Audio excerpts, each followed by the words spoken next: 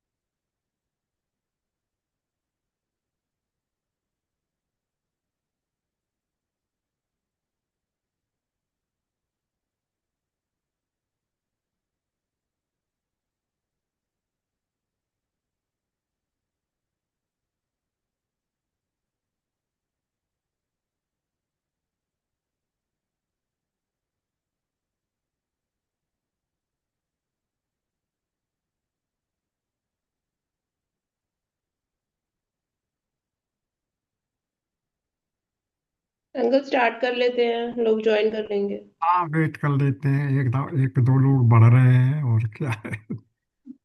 तुम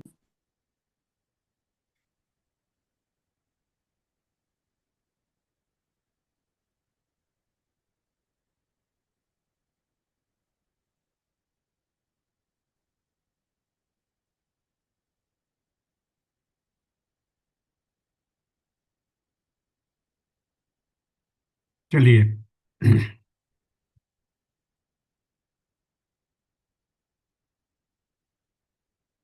प्रारंभ करते हैं।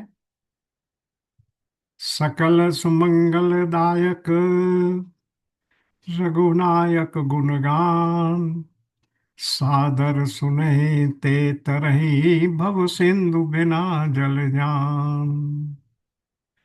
बार बार वर मांगहूँ हर्ष देव श्री रंग, पद सरोज अन पायनी भगति सदा सतसंग। जय श्री राम, जय श्री राम।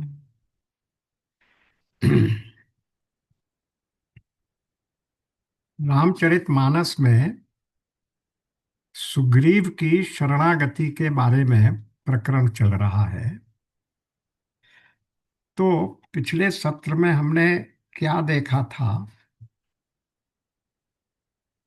कि भगवान राम और लक्ष्मण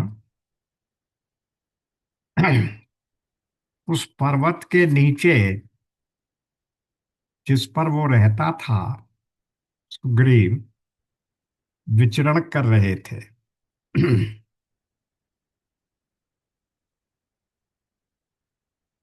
तो ऋष्यमुख पर्वत पर, जहां पर सुग्रीव रहता था, और उनको देखकर वो डर गया कि ऐसा तो नहीं है कि ये बाली के भेजे हुए हों। और फिर उसने हनुमान जी को भेजा कि उनके बारे में पता करके आओ कि वो कौन लोग हैं, और ब्रह्मचारी का रूप रखकर जाना। ब्रह्मचारी का रूप रखकर जाना इसलिए कहा गया कि एक ब्रह्मचारी, एक विद्यार्थी, यदि किसी से कोई प्रश्न करे तो साधारणतः आदमी बुरा नहीं मानता है, वो उसकी बात को जिज्ञासा मान के उसका उत्तर दे देता है। इसलिए एक ब्राह्मण जिज्ञासु का, एक ब्राह्मण ब्रह्मचारी का रूप रखकर हनुमान जी वहां गए थे। और वहां जाकर उन्होंने उन दोनों को देखा। अब उनको देखने के लिए, देखकर उन्हें क्या पता लगा, ये बात हमने देख ली थी। उन्होंने पूछना शुरू किया था, को तुम श्यामल गौर शरीरा। ये बात भी हम लोगों ने उस दिन देखी थी कि किसी भी व्यक्ति की पहचान के 5 तरीके हो सकते हैं। एक तरीका जिन शब्दों से हम उसको पहचानेंगे, एक तरीका ये है कि उसका नाम, अगर हम नाम जानते हो तो हम कहेंगे उन साहब को बुला लाओ, वहां पर श्याम खड़े हैं, श्याम को बुला लाइए। दूसरा तरीका है उनका गुण। गुण का अर्थ होता है शरीर, गुण का अर्थ होता है रूप, रंग, काला, गोरा, ऊंचा, नीचा, भारी, मोटा, छोटा, ये सब गुण होते हैं। तो दूसरा हो गया गुण। तीसरा हो गया संबंध।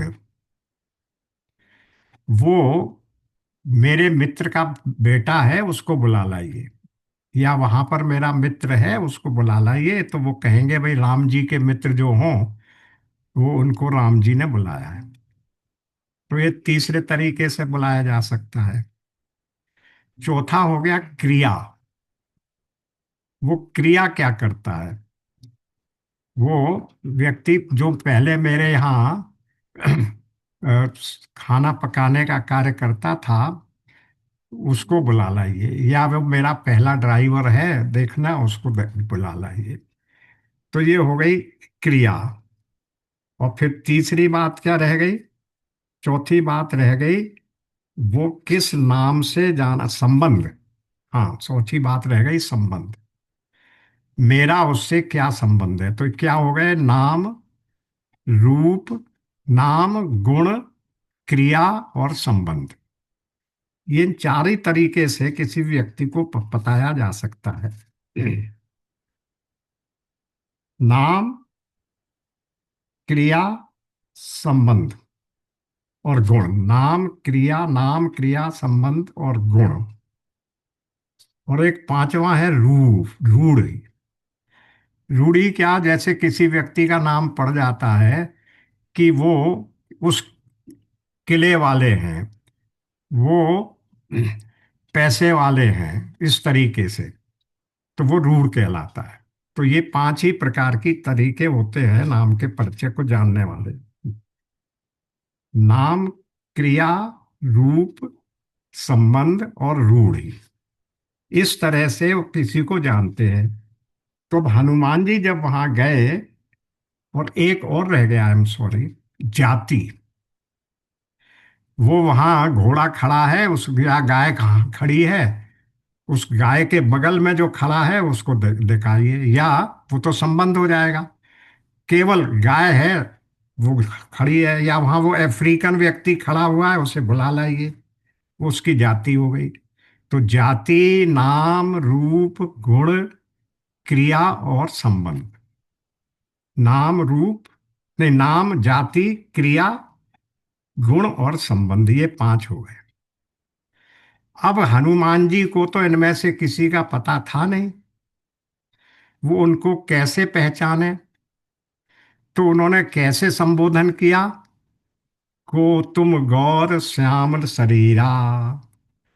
जो गुण था उनका, उनमें से एक भाई गौर रंग के थे, दूसरे भाई श्यामल रंग के थे। राम जी श्याम थे, लक्ष्मण जी गौर थे। तो उन्होंने इसी नाम से उनको संबोधन किया, को तुम श्यामल गौर शरीरा। और फिर उनका गुण भी बताया। ये गुण भी बताया, दूसरा एक गुण और बताया, क्रिया बताई। क्या बताई? क्षत्रिय रूप पिरहु बनबीरा। क्षत्रिय के रूप में उनके, क्योंकि उनके कंधे पर, दोनों भाइयों के कंधे पर धनुष रखे हुए थे, और उनके तरकश में बाण लगे हुए थे। तो वो क्षत्रिय, क्लियरली पर क्षत्रिय थे। तो वो उनकी क्रिया हो गई। तो इन दोनों प्रकार से उन्होंने उनको पहचाना, और उनको इसी रूप में उनको संबोधन किया। अब जब वो संबोधन इस प्रकार से कर लिया, तो फिर, और फिर क्या पूछा? कवन हेतु विचरहु वन स्वामी। और आपके पैर कोमल हैं और कठिन भूमि पर चल रहे हैं, इससे यह भी पता लग रहा है कि आपको कठिन भूमि पर चलने की आदत नहीं है, क्योंकि आपके पैरों की दशा देखकर मुझे अंदाज लग रहा है। तो फिर आप यहाँ इस कठिन भूमि पर क्यों विचरण कर रहे हैं, यहाँ क्यों घूम रहे हैं आप? कवन है तू विचरह बन स्वामी। तो भगवान मगर कुछ बोले नहीं। फिर उन्होंने कहा, क्या कहा? अब उन्हें उसमें तीन चीजें लगी। देखिए पिछले ये दो, मैं क्यों रिपीट कर रहा हूं उसको, ये थोड़ा सा समझने की बात है कि गोस्वामी जी कितने हमारे साइकोलॉजी के जानने वाले हैं, और किस प्रकार से हनुमान जी की महिमा को वो स्थापित कर रहे हैं। अब हनुमान जी ने क्या कहा उनसे, उन्हें क्या दिखा कि तुम तीन देव महिमा को, नर नारायण की तुम दो। ये पेज आप निकाल दीजिए, सबके सामने रामचरितमानस होना चाहिए। पेज 626, पेज 626, चौपाई दोहा संख्या ये है, दोहा संख्या, हाँ, कौन सा है ये दोहा? हम्म, सोरठा के नीचे है। पेज 626 से ही शुरू हो रहा है ये सोरठा, और उसके नीचे चलते चले आइए तो वहां क्या कह रहे हैं? को तुम को श्यामल गौर शरीरा, क्षत्रिय रूप फिरऊं बन बीरा, कठिन भूमि को पल पदगामी, कवन है तू बिचरऊ बन स्वामी। मृदुल मनोहर सुंदर गाथा, सहत दुसह आतप वाता, कि तुम तीन देव महको, नर नारायण की तुम दो। अब वो पूछ तो जा रहे हैं, पूछते भी जा रहे हैं, और अपने मन में कल्पना भी करते जा रहे हैं कि ये कौन हो सकते हैं। ये जो ये नीचे की दो तीन चौपाइयां आई हैं, इनको थोड़ा सा अच्छी तरीके से समझ लेना चाहिए। अब वो उनको, एक तो मनुष्य रूप में तो उन्होंने ये समझ लिया कि हाँ आप क्षत्रिय के पुत्र हैं, और किसी विशेष विवरण के लिए, किसी विशेष प्रयोजन के लिए यहाँ वन में विचरण कर रहे हैं। लेकिन आपके शरीर की छवि को देखकर मेरे मन में बहुत से विचार आ रहे हैं कि आप कौन हो सकते हैं। क्योंकि कैसे आप, मृदुल मनोहर सुंदर गाथा, आपका शरीर मृदुल है, मनोहर है और सुंदर है। इसलिए मेरे मन में आपके बारे में क्या लग रहा है, ये हर व्यक्ति किसी भी व्यक्ति को देखकर उसके बारे में ऊपर की बात सोचता है कि वो व्यक्ति महान है, या ये सोचता है कि वो व्यक्ति कितना निम्न चरित्र का हो सकता है। तो इसी बात को, अब जैसे उदाहरण उस दिन भी दिया था कि तुलसीदास जी को तो सर्प को देखकर भी उसमें रस्सी नजर आ गई, नदी में बहते हुए मुर्दे को देखकर उन्हें उसमें नजर आ गया कि ये तो कोई लकड़ी का तख्ता है, मैं इसी के ऊपर से चल जाऊं। तो ये अपनी अपनी दृष्टि के हिसाब से सामने की वस्तु आपको अपने अपने हिसाब से दिखने लगती है। तो अब हनुमान जी के मन में क्योंकि उदात्त विचार हैं, इसलिए उन्हें वो दोनों कैसे दिख रहे हैं। अब नीचे की चौपाई पढ़िए, कि तुम तीन देव महको, क्या आप उन तीन देवों में से कोई हैं? अब तीन देव कौन से हैं हमारे यहाँ? ब्रह्मा, विष्णु और महेश। अब यहाँ तो दो ही हैं, इसलिए तीन तो कह नहीं सकते थे, तो क्या कह रहे हैं? क्या तुम उन तीन में से कोई दो हो? अब ये, लेकिन यहाँ इनको क्या कहा गया है? देव। देव का अर्थ क्या होता है? कि एक जीव ही होता है जो अपने पुण्य कर्मों के कारण से ऊपर उच्च स्थान प्राप्त करके, हम उसको कहते हैं वो देवता की श्रेणी में पहुंच गया। लेकिन हमारे वैदिक सिद्धांत में ये जो तीन देव हैं, ब्रह्मा विष्णु महेश, ये कोई तीन देव नहीं हैं, बल्कि जो हम लोग गीता में पढ़ते चले आ रहे हैं, आजकल भी चल रहा है, पहले भी किया, कि वेदांत की क्लास में, कि ब्रह्म ही अपने को माया उपहित होकर तीन रूपों में प्रकट करता है। कौन कौन से तीन रूप हैं? सृष्टि का सृजन, उसका पालन पोषण, और फिर उसका अपने आप में लय। और यही तीनों कार्य ब्रह्मा विष्णु और महेश के नाम से, इन तीनों कार्यों को करने वाले उसी एक ही ईश्वर को हम ब्रह्मा विष्णु और महेश के नाम से कह देते हैं। जैसे एक ही व्यक्ति, किसी का पिता है, किसी का पति है, और किसी का भाई है व्यक्ति एक ही।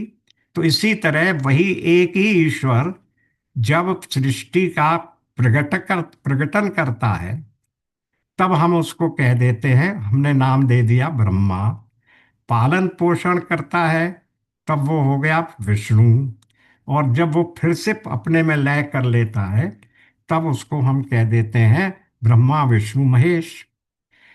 लेकिन ये हैं तीनों उसी ब्रह्म के रूप, जैसा कि हम लोग बार बार गीता में समझ चुके हैं।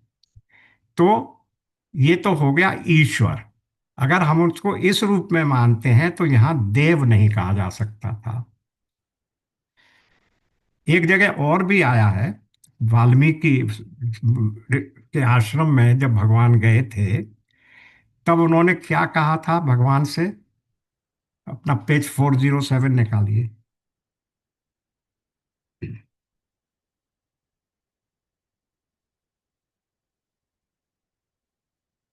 हम्म। पेज 407।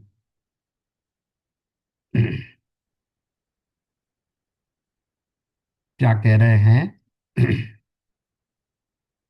कि आप क्या हैं?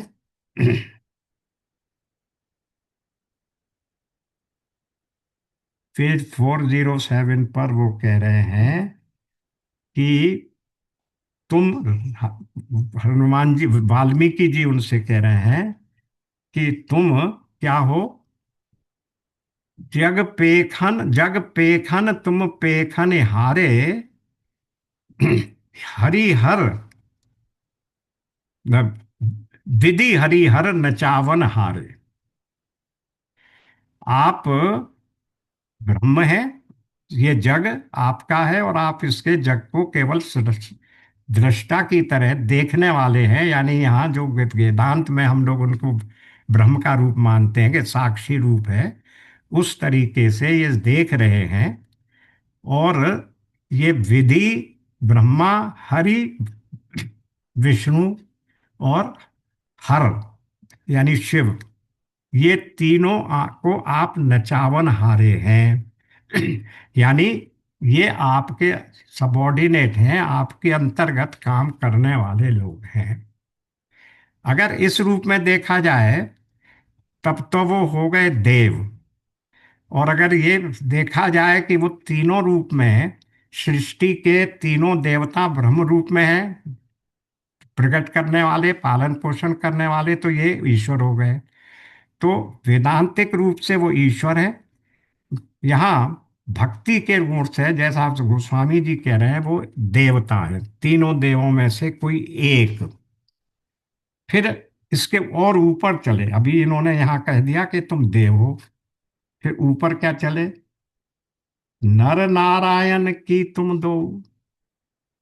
यहाँ उन्हें तीन देव मान लिया। अब इससे ऊपर की कोटि में कहाँ गए? क्या तुम नर और नारायण के रूप में अवतरित कोई दो व्यक्ति हो? नर और नारायण का अवतार माना जाता है। तो उन्होंने कहा, पूछा कि क्या तुम नर और नारायण के रूप में अवतरित भगवान हो, ईश? ये भी अब उनकी और ऊपर की दृष्टि गई। अब कि अभी कोई वार्तालाप नहीं हो रहा है ना, ना भगवान ने ये कहा कि नहीं नहीं हम देव नहीं हैं, हम तो तुम उससे पूछे हैं। लेकिन हनुमान जी और उनको और ऊपर ऊपर लेते जा रहे हैं, ये जरा सा इसलिए समझने की बात है। तो अब दूसरे में क्या कह दिया उन्होंने, क्या आप नर नारायण के रूप में अवतार हो, यानी देव से ऊपर उठकर अवतार हो गए। अवतार किसका होता है? ईश्वर का होता है या ब्रह्म का होता है? गीता के चौथे अध्याय में अवतार पर बहुत सी बात की गई है। फोर्थ चैप्टर श्लोक संख्या फोर्थ का 6 7 8 अवतार की बात हुई है। जब जब हो, यदा यदा ही धर्मस्य ग्लानिर्भवति भारत इत्यादि में। तो अब अवतार पर पहुंच गए, लेकिन इससे भी उन्हें संतुष्टि नहीं हुई। तब क्या कह रहे हैं, दोहा संख्या 1 देखिए, पेज 627 पर। जग कारण तारन भव भंजन धरनी भार, की तुम अखिल भुवन पति लीन मनुज अवतार। अब उन्होंने ये कह दिया कि क्या आप जगत के मूल कारण और संपूर्ण लोकों के स्वामी स्वयं भगवान हैं, जिन्होंने लोगों को भव सागर से पार उतारने तथा पृथ्वी का भार नष्ट करने के लिए मनुष्य रूप में अवतार लिया है। तो अब ये कहाँ पहुंच गए?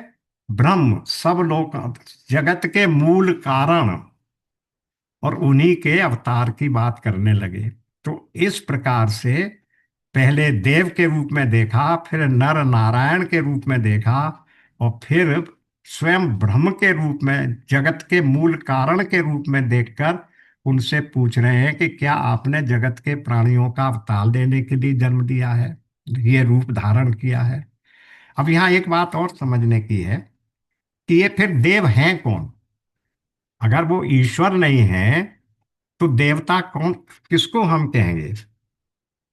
देवता का अर्थ होता है हम और आप जैसे जीव हैं, वे भी, लेकिन अपने पुण्यों के कारण से वो देवता के रूप में हो गए, यानी वो देवलोक को प्राप्त कर गए, देवता के रूप में वो हैं।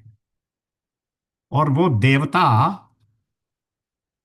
कोई विशेष व्यक्ति नहीं है, हमसे अलग नहीं है।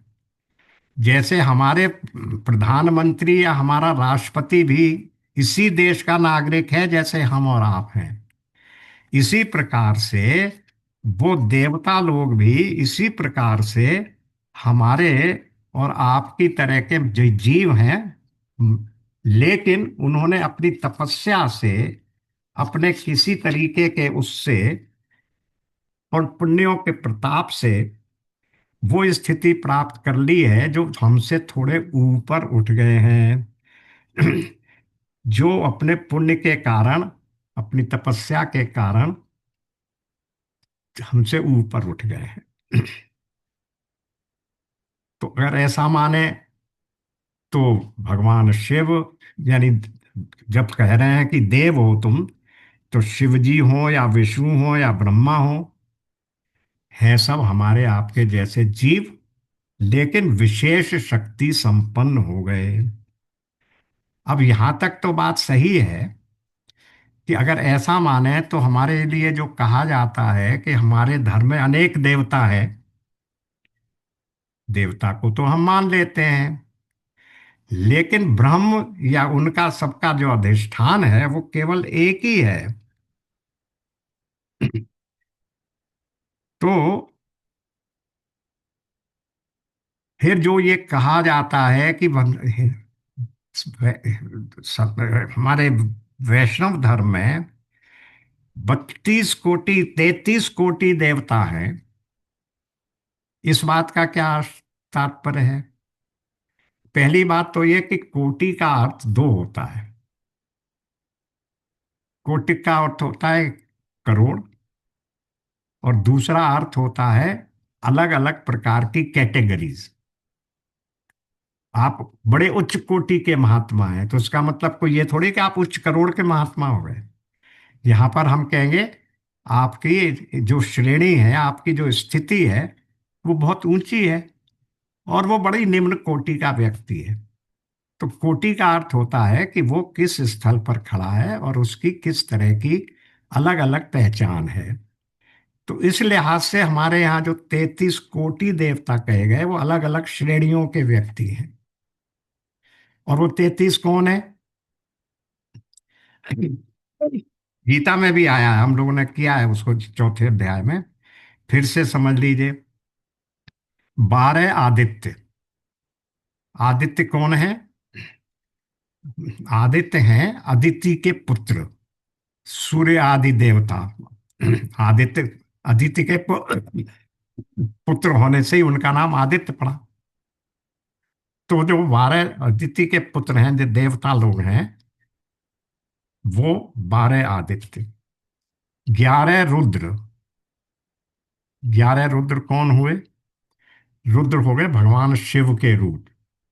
इसीलिए जब ये बात आई कि सारे देवता लोग रावण से युद्ध करने के लिए मनुष्य रूप में जन्म लेंगे, तो शिवजी ने भी कहा कि मैं भी जन्म लूंगा। अब क्या है, शिवजी हैं क्या? शिवजी, सॉरी, हनुमान जी हैं क्या? शिवजी का ही रूप है, शंकर सुवन केसरी नंदन। तो उन्होंने अब जब ये विचार किया, तो पार्वती जी ने उसमें एक वकालत वाला प्रश्न पैदा कर दिया कि अरे आप तो रावण के भक्त, रावण के पूज्य आराध्य देव हैं, और रावण ने तो आपको 10 सिर चढ़ाए थे, और अब आप उसी रावण के विरुद्ध कैसे जाकर खड़े हो सकते हैं? तो शिवजी ने भी उसी प्रकार का उत्तर दिया था, तार्किक, कि भाई देख, मेरे तो 11 रूप हैं, और रावण ने केवल 10 सिर चढ़ाए, तो मेरे 10 रूपों की तो पूजा की, 11वां रूप तो अभी अपूज्य है, और वो अब फ्री है। मैं उससे बना हुआ थोड़ा ही हूं। इसलिए मैं, जब मेरा जो 11वां रुद्र का रूप है, मैं उस 11वें रुद्र के रूप में अवतार लेकर राम जी के साथ सहायता करूंगा, और रावण के विरुद्ध लड़ूंगा। हनुमान जी। तो इस प्रकार से वो 11वें रुद्र के रूप में ही भगवान शिव का अवतार वहां हुआ है। शंकर सुवन केसरी नंदन, उनके वहां का शिव के अवतार या शिव के अंश। लेकिन राम भद्राचार्य जी क्या कहते हैं? शंकर स्वयं केसरी नंदन। भगवान शंकर स्वयं केसरी नंदन, केसरी इनके पिता का नाम है, केसरी। तो केसरी के रूप में, केसरी नंदन के रूप में आए, पर वो स्वयं भगवान शिव है। तो एनीवे, तो ये हुए 11 रुद्र। 12 आदित्य, 11 रुद्र, और 8 वसु। वसु देवताओं की एक श्रेणी है, लेकिन देवताओं से थोड़ी नीचे की श्रेणी है। और इन 8 वसुओं में से ही एक थे कौन? भीष्म पितामह। जो महाभारत में जिन भीष्म पितामह को हम जानते हैं, वो गंगा पुत्र, शांतनु सुत, वो भीष्म पितामह भी एक वसु थे उन 8 वसुओं में से। तो कितने हो गए? 12 और 11, 23, और 8, 31। अब दो रह गए। दो हैं अश्विनी कुमार। अश्विनी कुमार एक देवता हैं जो आयु के देवता हैं, स्वास्थ्य के देवता हैं, और वो दोनों साथ साथ रहते हैं, वो जुड़वा हैं। इसलिए दो अश्विनी कुमार। इस प्रकार से हमारे यहाँ तीन 33 कोटि के देवता हैं, 33 करोड़ देवता नहीं है। ये बात ध्यान में अपने को स्पष्ट कर लेनी चाहिए। बल्कि हमारे यहाँ तो एक के बाद दूसरा भी कोई नहीं है, एक मेवा अद्वितीयम है यहाँ। तुम 33 करोड़ की बात करें, हम करें हमारे यहाँ तो द्वितीय भी नहीं है। तो ये सिद्धांत, मगर लोगों में इतना भ्रम फैला हुआ है कि हिंदू धर्म में तो 33 करोड़ देवता है, उन्हें तो पता ही नहीं कौन सा उनका देवता है। अरे हमारे यहाँ भी तुम्हारे समय के अल्लाह की तरह से हमारे यहाँ भी एक ही अल्लाह है। एक मेवा अद्वितीयम। तो एनीवे, ये बात हो गई। इस प्रकार से उन्होंने देवताओं की बात कर ली, उनको देवता समझ लिया, जग का कारण समझ लिया, और दोनों, ब्रह्मा विष्णु महेश में से एक मान दिया। अब देवता लोग भी कोई ऐसे नहीं है कि विशेष हों। जो मैं अभी बात कह रहा था कि हमारे आपके जैसे जीव हैं, वही इंद्र बन जाते हैं, वही देवता बन जाते हैं, उसका उदाहरण देखिए। राजा बलि की कथा हमने सबने सुनी है, भले ही महाभारत नहीं सुना हो। राजा बलि वो हैं जिनसे भगवान ने वामन रूप में अवतार लेकर उससे तीनों लोकों का जो उसने साम्राज्य प्राप्त कर लिया था वो उससे हरण कर लिया, दान में ले लिया। लेकिन उसको ये वरदान दिया था कि इस कल्प के अंत में तू इंद्र का पद प्राप्त करेगा। इसका अर्थ क्या हुआ कि बलि, जो कल तक राक्षस के रूप में था, पृथ्वी पर रहने वाला जीव था, जिसने युद्ध करके देवताओं को हराकर तीनों लोकों पर अधिकार प्राप्त कर लिया था, वही इस कल्प के अंत में वो इंद्र बन जाएगा। श्रीमद् भागवत में क्लियर लिखा हुआ है कि एक कल्प कितना होता है और इस एक कल्प में कितने इंद्र बदलते हैं। तो इस प्रकार से हम और आप में से ही एक जीव इंद्र बन जाता है, उसके नीचे रहने वाले दूसरे सहायक देवता बन जाते हैं। तो देवता वो है, ईश्वर वो है जिसको हम जानते हैं कि वही ब्रह्म जो जग कारण है, मूल अधिकार वो है। वो वही ब्रह्म माया की उपाधि से उपहित होने के कारण से हम उसको ईश्वर कहते हैं, जो उसके संसार के रचना, पालन, सृष्टि, स्थिति और संहार करता है, जैसा कहा जाता है। तो उसको ये तीनों देख रहे हैं हनुमान जी को। अब भगवान थोड़े से जब उन्होंने इस प्रकार से उनको संबोधन किया, अब हम वापस आ रहे हैं वही अपने रेफरेंस पर। जब हनुमान जी ने उनको इस प्रकार से संबोधन किया तो भगवान को लगा कि अरे भाई, ये तो मेरा सारा रहस्य जान गया है। तो इसको तो इस बात के इसका तो खंडन करना पड़ेगा। इस बात को अगर मैं मौन रहूंगा, इस बात का खंडन नहीं करूंगा, तब तो फिर ये बात स्पष्ट हो जाएगी कि मैं जग कारण तारन भव बंधन हारन हूं। ये देखिए, ये बात भगवान अपना रहस्य क्यों नहीं प्रकट कर रहे हैं।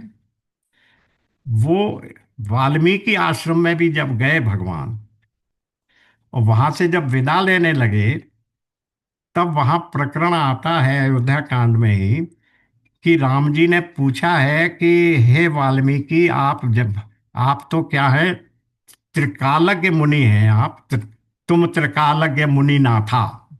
ये शब्द कह के वो संबोधन करते हैं वाल्मीकि ऋषि को। तो आप मुझे बताइए, अब मैं चित्रकूट से जा रहा हूं, मैं किस स्थान पर निवास करूं।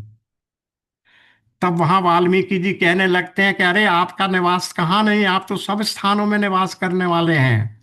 मैं आपको क्या बताऊं कि आप कहाँ निवास करें। अरे, आप ये बताइए कि मैं क्या बताऊं जहां आप नहीं हो। तो वहां भी भगवान ने उनको रोक दिया, ऐसी बात मत करिए, नहीं तो मेरा जो वो है छिपा बात, छिपी गुप्त भाव है, वो प्रकट हो जाएगा। मैं तो यहाँ मनुष्य रूप में लीला करने को आया हूँ, अपना भगवत ऐश्वर्य दिखाने थोड़ी आया हूँ। भगवान ने उनको चुप कर दिया वाल्मीकि जी को। और इसलिए बाद में वाल्मीकि जी ने 12 स्थान बताए हैं, किसके हृदय में रहो, किसके हृदय में मत रहो, किस इस तरह के वहाँ वाल्मीकि में वो बहुत अच्छा प्रकरण है अपना अयोध्या कांड में। मतलब ये कि भगवान अब ये नहीं चाहते हैं कि उनके भगवत रूप की, उनके भगवत ऐश्वर्य की लोगों को, साधारण जनता को उनके भगवत ऐश्वर्य का परिचय प्राप्त हो जाए। तब तो फिर उनकी इस लीला में से जो आनंद है, लीला में जो विशेषता है, वो गुप्त हो जाएगी। फिर तो सब कह रहे तो भगवान ये सब कुछ कर सकते हैं। इसलिए यहां भी भगवान ने कहा कि ऐसा तो नहीं होने देना चाहिए। तो अब फिर वो भगवान बोलने लगे। क्या बोले, आ जाइए नीचे की था। जब इतने प्रकार से उन्होंने पूछा, तब भगवान ने जो उत्तर दिया वो समझिए। क्या उत्तर दिया। कोसलेस, ये पेज 627, दोहा संख्या 1 के नीचे की चौपाइया। कोसलेस दशरथ के जाए, हम पितु वचन मानि बने आए। नाम राम लक्ष्मण दो भाई, संग नारी सुकुमारी सुहाई। अब ये बिल्कुल अपने आप को भौतिक जगत के, लौकिक जगत के धरातल पर उतार कर कह रहे हैं कि हम तो कौशल के राजा दशरथ के पुत्र हैं, और पिताजी का वचन मानकर हम जंगल में आए हैं। मेरा नाम राम है, इनका नाम लक्ष्मण है, और हमारे साथ हमारी मेरी पत्नी भी थी। यहाँ हरि निश्चर वैदेही, विप्र फिरहि हम खोजत तेहि।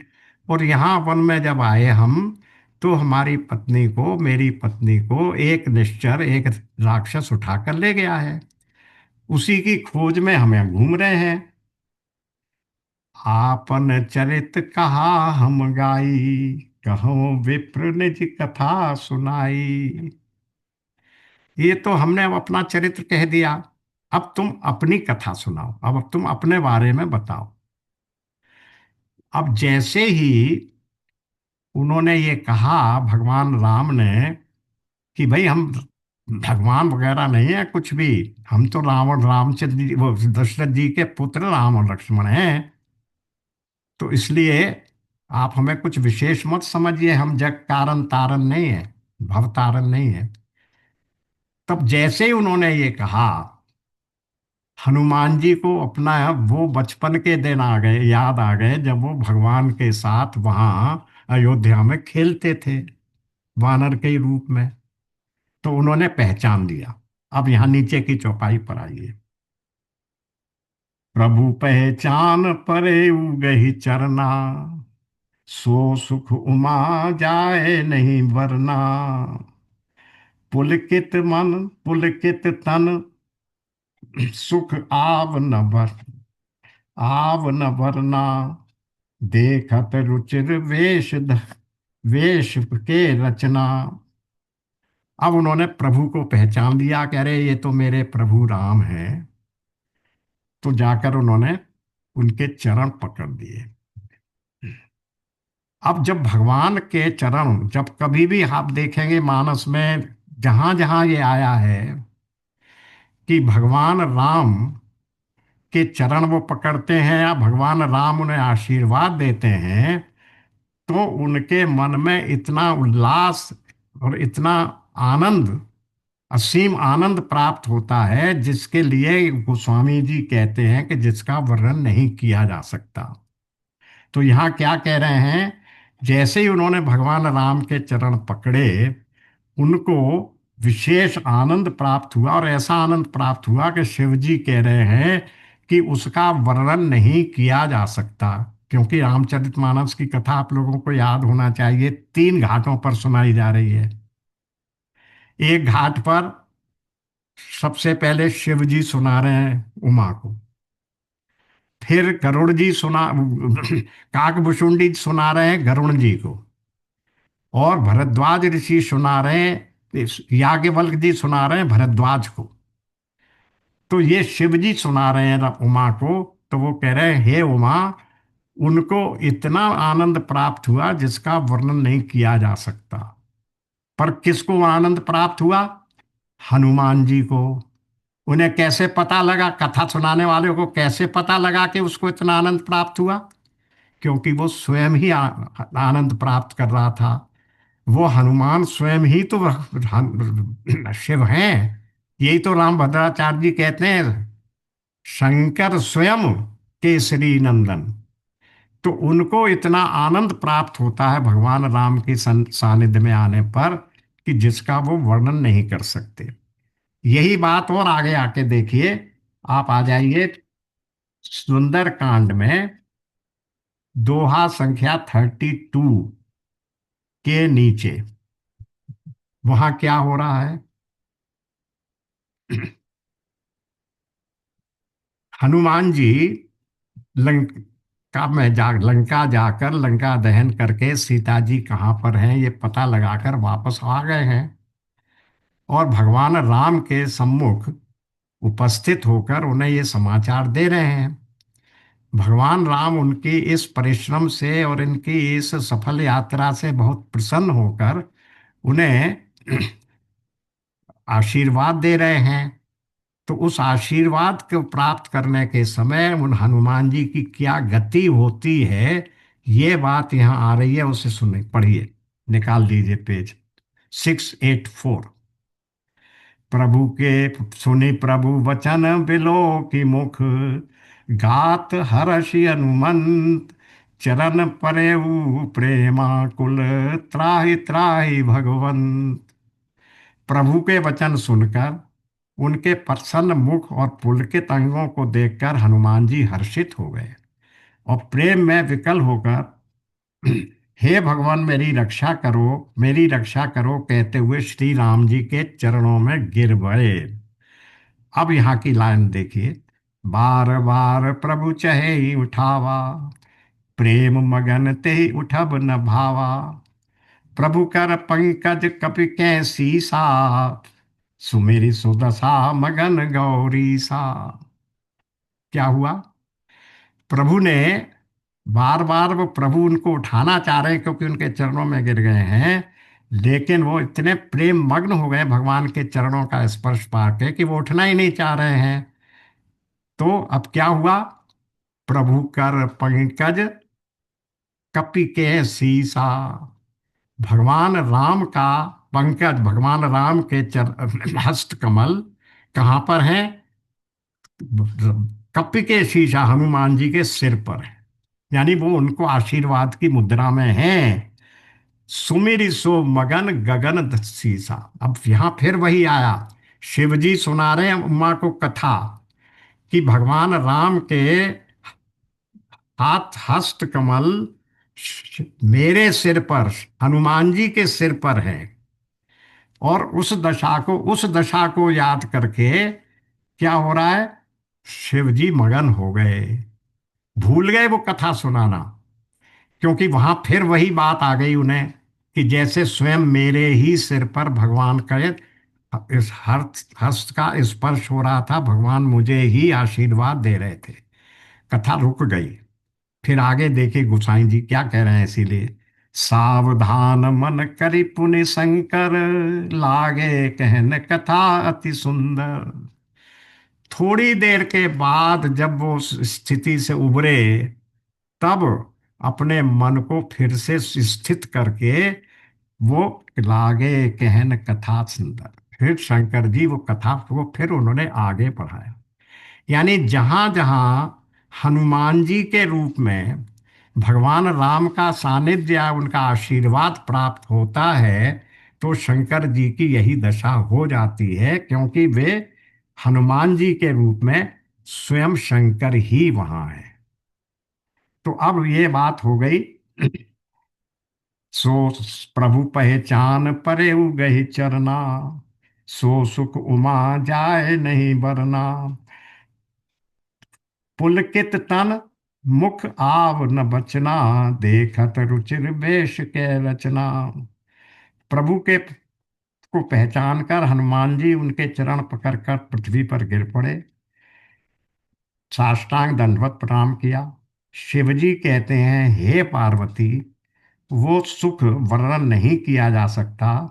शरीर पुलकित है, मुख से वचन नहीं निकलता। वे प्रभु के सुंदर वेश की रचना देख रहे हैं। अब क्या हुआ? पुनि धरि धीरज स्तुति कीनी। वहां क्या हुआ था? वहां उनका मन रुक गया था, फिर मन को अंदर से बाहर किया। अभी हमने जो सुंदर कांड का चौपाई पढ़ी, यहां भी वही हो रहा है। पुनि धीरज धरि स्तुति कीनी। पुलकित गात हो रहे थे, मुख से कुछ बोल नहीं पा रहे थे, फिर भी धैर्य धारण करके भगवान की स्तुति की। हर्ष हृदय निज था नाथ ही चीनी। अपने नाथ को पहचान लेने से हृदय में, ये कहाँ है, अभी फर्स्ट मीटिंग हुई है ये राम जी की और हनुमान जी की बचपन के बाद। अपने उस नाथ को पहचान लेने से हृदय में हर्ष हृदय निज नाथ ही चीनी। मोर न्याऊ में पूछा साईं, तुम पूछहु कस नर की नाई। ये लाइन महत्वपूर्ण है। क्या कह रहे हैं? धीरज धरकर स्तुति की, अपने नाथ को पहचान लेने से हृदय में हर्ष हो रहा है। फिर हनुमान जी ने कहा, हे स्वामी, मैंने जो पूछा, क्या पूछा?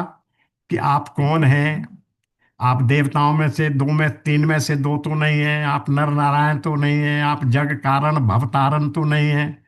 मेरा पूछना तो उचित था, क्योंकि मैं तो मोहग्रस्त अधम प्राणी हूं, जीव हूं, जो भगवान को भूल सकता है। लेकिन आप जो पूछ रहे थे मुझसे, क्या पूछा था आपने? आपन चरित कहा हम गाई, कहो विप्र निज कथा बुझाई। हमने अपनी बात कह दी, अब तुम अपनी कथा सुनाओ, विस्तार से सुनाओ, बुझाकर सुनाओ। ये बात आपके लिए उचित नहीं थी। देखिए अब क्यों नहीं थी। मोर न्याऊ मैं पूछा साई, तुम पूछूं कस नर की नाई। आप तो किसी नर के भांति पूछ रहे, मैंने पूछा वहां तक तो ठीक है। पर आप जो पूछ रहे हैं, जैसे एक साधारण व्यक्ति की तरह कि मैं भूल गया। साधारण व्यक्ति तो भूल सकता है, पर आप तो नहीं भूल सकते, और आपको भूलना नहीं चाहिए था। ये कह रहे हैं, देखिए, तब माया बस फिरऊं भुलाना, ताते में नहीं प्रभु पहुंचाना। अरे मैं तो आपकी माया के कारण भूला फिरता हूं। जीव हर जगह भगवान की माया के कारण ही अपने वास्तविक स्वरूप को भूला हुआ फिर रहा है। पूरी गीता हम यही करते चले आ रहे हैं। इसी से मैंने आपको नहीं पहचान पाया। तभी मैंने पूछ लिया था, को तुम श्यामल गौर शरीरा, तुम कौन हो? पर आप कौन है? एक मैं मंद मोह बस, कुटिल हृदय अज्ञान, पुनि प्रभु मोहि बिसारे दीन बंधु भगवान। एक मैं तो क्या हूं? मत मंद बुद्धि व्यक्ति हूं, मोह के वश में हूं, और हृदय का कुटिल और अज्ञानी हूं। पर हे दीन बंधु, आपने कैसे मुझे भुला दिया? आप तो दीनों के बंधु हैं, सबका ख्याल रखने वाले हैं, सबका स्मरण रखने वाले हैं, सबको जानने वाले हैं। यद्यपि नाथ बहु अवगुण मोरे, सेवक प्रभु परे जनि भोरे। नाथ जीव तब माया मोहा, सो से निस्तर तुम्हारे ही छोहा। हेत नाथ, यद्यपि मुझ में बहुत से अवगुण हैं, तथापि सेवक स्वामी की विस्मृति में न पड़े। यानी स्वामी सेवक को न भूल जाए। सेवक तो भूल सकता है, क्योंकि मंद बुद्धि होता है, मोहवश होता है, अज्ञानी होता है। लेकिन स्वामी को तो नहीं भूलना चाहिए। इतने अवगुण है सेवक में तो। और विशेष रूप से जीव आपकी माया से मोहित है, तो वो तो आपकी कृपा से ही निस्तार पा सकता है। आप भी भूल गए। तापर मैं रघुवीर दुहाऊ, जानऊ नहीं कछु भजन उपाई। सेवक सुत पति मात भरोसे, रहे सोच बने प्रभु पोसे।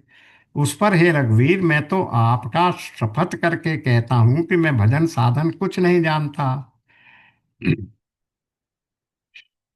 सेवक स्वामी के पुत्र माता के भरोसे, जैसे सेवक स्वामी के और पुत्र माता के भरोसे निश्चिंत रहता है, प्रभु को सेवक का लालन पोषण करते ही बनता है, यानी करना ही पड़ता है। अस कही परे चरण अकुलाई, निज तनु प्रगट प्रीति उर छाई। ऐसा कहकर हनुमान जी अकुलाकर प्रभु के चरणों में गिर पड़े। उन्होंने अपना अब असली शरीर प्रकट कर दिया। अभी तो किस रूप में थे? एक ब्राह्मण ब्रह्मचारी के रूप में थे। उनके हृदय में प्रेम छा गया।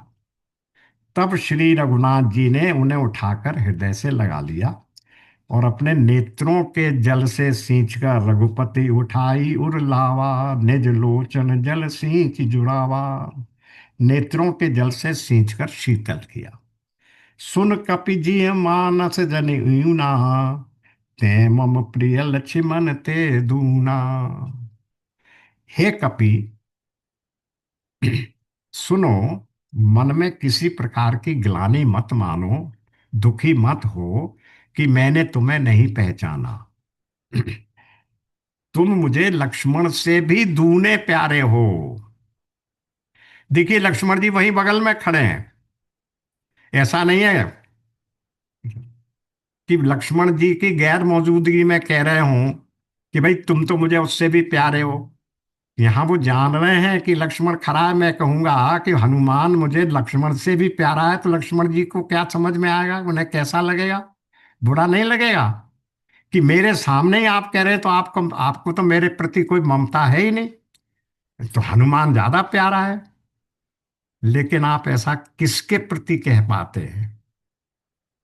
जो आपका सबसे निकटस्थ होता है, जिसके ऊपर आपका दृढ़ विश्वास होता है कि वो मेरी किसी बात का बुरा नहीं मानता, उसके लिए आप ये कह सकते हैं कि अरे इससे तो बेटर तुम हो। क्योंकि वो जानते हैं कि वो मानते हैं कि मैं उनका वो सगा हूं। मुझसे बेटर नहीं मान रहे हैं, केवल उनको संतुष्ट करने के लिए कहा जा रहा है। इसमें भी क्या आया देखिए। ये अब जो अपना हनुमान चालीसा है, वहां पर यहाँ पर कुछ एक बात कही, और वो हनुमान चालीसा में क्या कह दिया उन्होंने?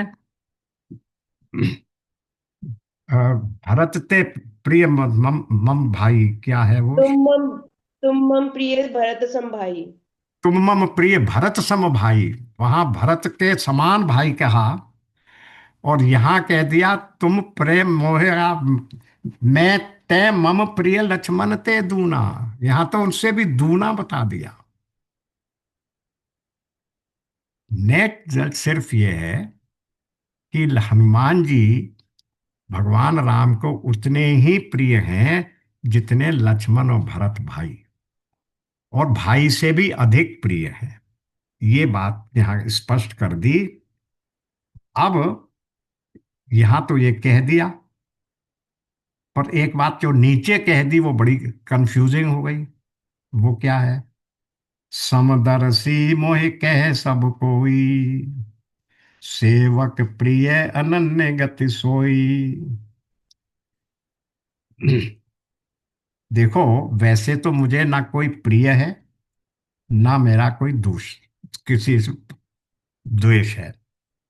ना कोई मेरा मित्र है, ना कोई मेरा शत्रु है, ना कोई मेरा प्रिय है, ना मेरा कभी देशी है। पर मुझको सेवक प्रिय है, क्योंकि वो समदर्शी मोहि कह सब कोई, सेवक प्रिय अनन्य गति सोई। वो मुझे क्यों प्रिय है?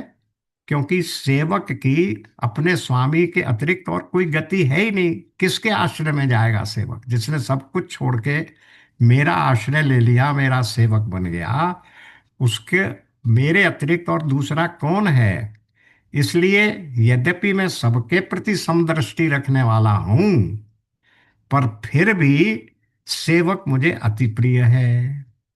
अब ये दोनों बातें एक दूसरे के विरोधाभासी आ गई। ऐसा कैसे? एक तरफ आप कह रहे हैं सब मुझे समदर्शी हैं, और फिर ये भी कह दे रहे हैं कि सेवक मुझे अधिक प्रिय है। इसको जरा सा यूं समझना चाहिए। कैसे समझना चाहिए? कि जब गीता में भी ये बात आई है। गीता में कहाँ पर आया देखिए। गीता में 9.29 निकाली। 9.29।